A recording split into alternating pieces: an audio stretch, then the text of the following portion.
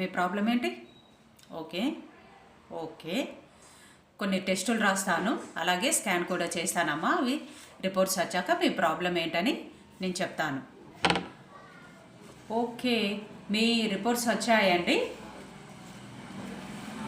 లాభం లేదండి, last final స్టేజ్లో ఉందమ్మా మీది ప్రాబ్లం. చాలా లేట్గా వచ్చారు మా దగ్గరికి.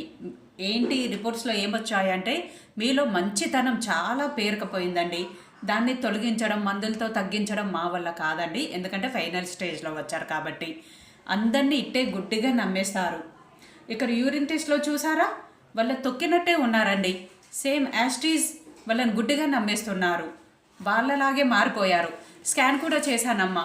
మీ చిన్న మెదడులో చూసారు కదా, ఇక్కడ చిన్న మెదడులో మంచితనం అనేది గడ్డకట్టుగా పోయిందండి.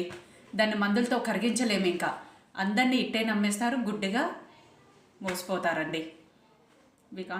మేమైతే ఏం చేయలేమమ్మా. కాస్త మెడిటేషన్ ద్వారా కొద్ది రోజులు నెట్టుకు రావచ్చు. అది మీ చేతుల్లోనే ఉంది. మీ పిల్లల కోసమన్నా ఆలోచించి మీరు కాస్త మారితే మరికొద్ది రోజులు బ్రతకచ్చండి. చూశారు కదా, ఇలాంటి పేషెంట్స్ కూడా మా దగ్గరికి చాలామంది తరచుగా వస్తారండి.